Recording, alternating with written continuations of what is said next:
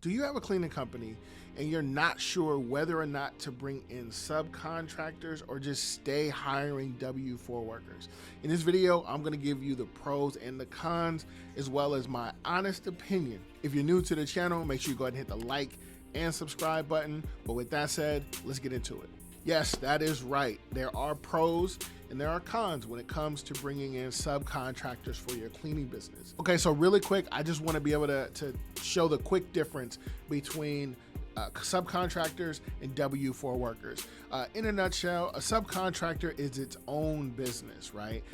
They're their own company. However they set their self up, they're their own company. Whereas a W-4 worker, that's an employee. You're responsible for like all of their, all of their uniforms, cleaning supplies, so on and so forth. Whereas a subcontractor, they have to supply their own things. Now, there are pros and cons when it comes to dealing with subcontractors. I don't really want to waste that much time.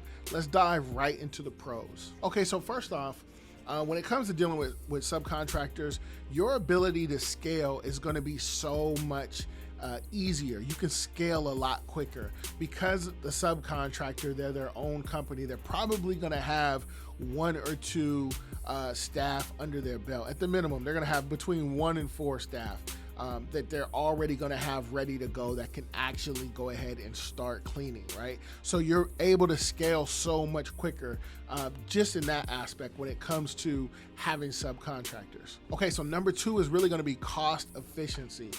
Cost efficiency, it's going to break down like this when it comes to subcontractors. Your subcontractors are required to pay for all of the things that it takes for them to run their business. So they have to pay for their taxes, they have to pay for cleaning equipment, cleaning supplies, uniforms, so on and so forth.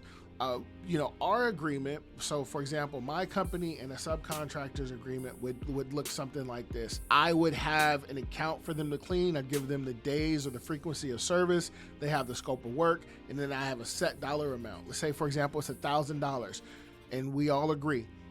Once they start doing the work towards the end of the month or whatever day that we have set, I'm going to cut them a check for $1,000. It's up to them to make sure that they have cleaning supplies. It's up to them to make sure that their staff is paid, their taxes, all of those things are paid.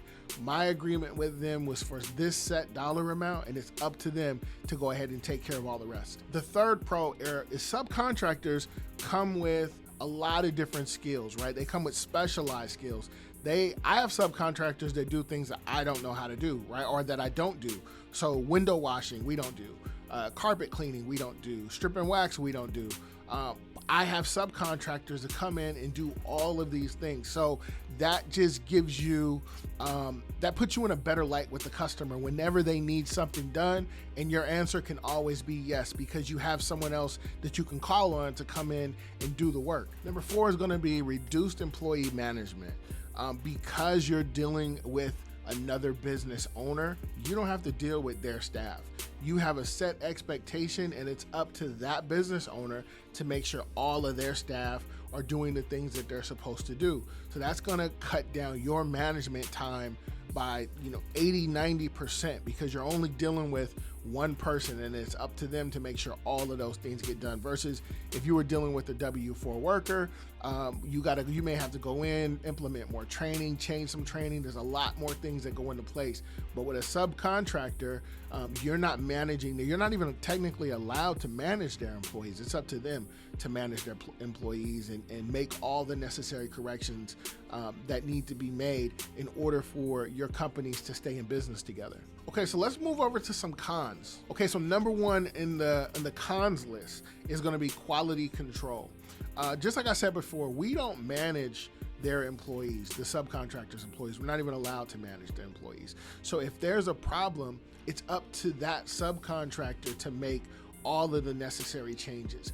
Those employees that subcontractor brought into their company may not even make the cut for our company. They may not even be someone that we're looking at, right? So they may not be able to live up to our standards, and we're not going to find that out until there's a problem, or unless you have a built-in quality control within your company to catch anything that the subcontractors are doing wrong. The second con is that you are dependent on, this company. You're dependent on these subcontractors. There's so many different things that can come up, in business. They may decide they don't want to be in business no more, or they may, one of their employees may quit, and someone may have locked their keys in the car. So there's a lot of different things that can happen, but you're relying on another company to do what your company originally told your client that you were going to be able to do. Because of this, like, that puts your business in a weird situation, and you could face some disruptions in your business based on having to depend on other companies. Okay, and the third con is going to be like client relationship management. There are clients who enjoy seeing the same faces, right? We have clients where my cleaners have a better relationship in some cases than I have, because my cleaners are there every night. They get to be on a first name basis. They, talk to the clients. That's fine if it's, within our company, our workers, our W-4 workers. Where it can get to become a problem is if they are becoming buddy-buddy with a subcontractor. It may come out that, hey, we don't work for them, they're a subcontractor. They may, behind the scenes, try to undercut our company. This is one of the cons. These are one of the things that, you definitely have to think about if you're looking at going the subcontractor route. You want to, definitely think about those things, and also think about ways to protect yourself so that the subcontractor doesn't end up sliding in and end up taking your account away. Okay, the fourth con is going to be limited control. You can't control, what time they come to work, what time they take their breaks, what time they leave necessarily, the order and flow and how they clean the account, or just like I just said a minute ago, the customer interactions. You really can't control those things. And it's because of that lack of control that could open the doors for your inability to, provide consistent quality service. Okay, so number 5 is going to be brand consistency. You spend so much time, energy, research into developing your brand, developing your logo. Well, if the client, if the subcontractor shows up and they're there and the client is there and the client sees a completely different logo, then that could raise questions like, well, wait a minute, this looks like it's another company, maybe they're subcontracting. Am I still going to get the same quality, the same consistency, the same level of professionalism with these people as that was presented to me when we first took on the contract? One of the things that I always suggest, when a new client asks, or even an existing client asks, hey, do you guys use other companies? Do you use subcontractors?